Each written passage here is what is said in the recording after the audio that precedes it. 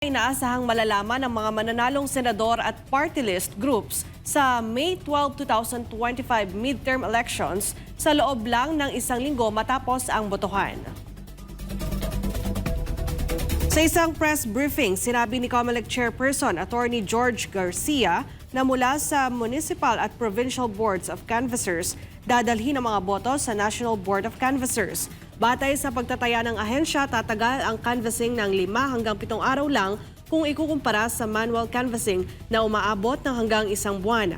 Dagdag pa ni Garcia, maaaring malaman na ang di formal na resulta ng halalan sa gabi pa lamang ng botohan dahil sa mabilis na transmission ng election results gamit ang automated counting machines na nakaset sa 5G technology ng Starlink.